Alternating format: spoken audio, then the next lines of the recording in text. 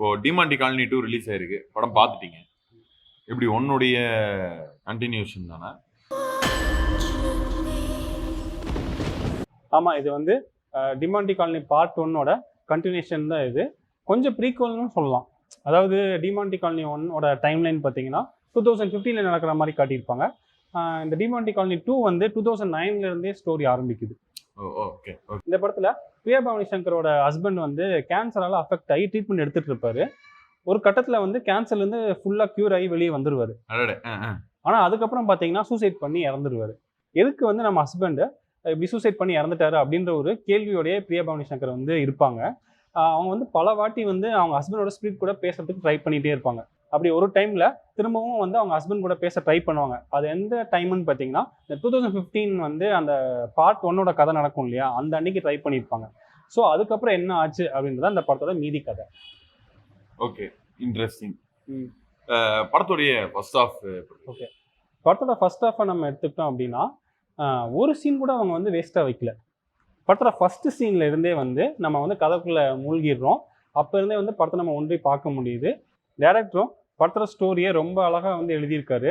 இந்த பிரியபவானி சங்கரோட ஸ்டோரி, அப்புறம் இந்த அருள்நிதியோட ஸ்டோரி, இதெல்லாம் வந்து அந்த கனெக்ட் ஆகிற விதம் எல்லாமே ரொம்ப நல்லா இருந்துச்சு.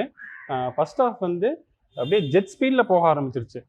அதே மாதிரி இன்டர்வல் சீக்வன்ஸும் பார்த்தீங்கன்னா ஃபர்ஸ்ட் பார்ட்டில் எந்த அளவுக்கு இன்ட்ரெஸ்டிங்காக இருந்துச்சோ அதே அளவுக்கு இந்த பார்ட்லையும் இன்ட்ரெஸ்டிங்காக இருந்துச்சு. ஓகே, இந்த படத்துடைய செகண்ட் ஹாஃப் எப்படி இருக்கு? ஏன்னா ஃபர்ஸ்ட் ஹாஃபே நல்லா கிரிப்பா போகுது அப்படிங்கிறீங்க, செகண்ட் ஹாஃப் எப்படி?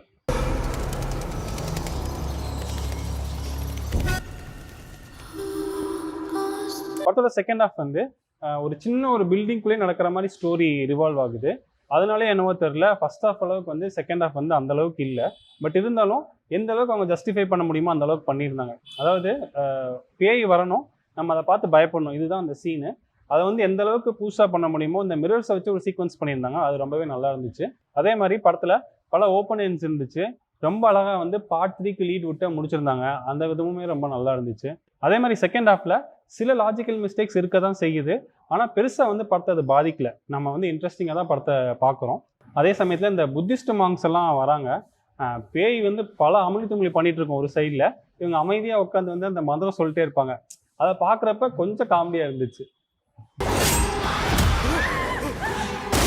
So Demonte colony first part பார்த்தா தான் செகண்ட் பார்ட் புரியுமா, இல்லை ஸ்டாண்ட் அலோன் படம்?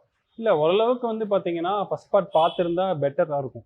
ஏன்னா வந்து அதில் வர பல கேரக்டர்ஸு, இந்த பேய் கேரக்டர்ஸ் எல்லாமே திரும்ப இதில் வருது. ஸோ அதெல்லாம் பார்க்குறப்பே நமக்கு வந்து ஆல்ரெடி அந்த கேரக்டர்லாம் நம்ம மண்டையில் எஸ்டாப்ளிஷ் ஆகிருக்கிறனாலேயே நமக்கு ரொம்ப ஈஸியாக கனெக்ட் பண்ணிக்க முடியுது. ஸோ ஒருவேளை பார்ட் 1 பார்க்கல அப்படின்னா அந்த மூமெண்ட்ஸ்லாம் வந்து கொஞ்சம் கிடைக்காது. ஸோ மொத்தத்தில் டிமாண்டி காலனி 2 எப்படி இருக்கு? மொத்தத்தில் இந்த படம் எப்படி இருக்குன்னு கேட்டிங்கன்னா, நீங்கள் வந்து தனியாக உட்காந்து இந்த படத்தை பார்த்தீங்க அப்படின்னா கண்டிப்பாக அவங்கள பயன்படுத்துறதுக்கு ரொம்ப சான்சஸ் இருக்குது. அப்போ படத்தை ஓடிடியில் பார்க்க சொல்கிறீங்களா? அப்படிலாம் சொல்லல.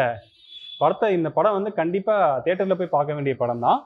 தியேட்டரில் வந்து ஃப்ரெண்ட்ஸோடு போய் பார்க்குறப்ப கண்டிப்பாக உங்களுக்கு ஒரு நல்ல எக்ஸ்பீரியன்ஸாக இருக்கும்.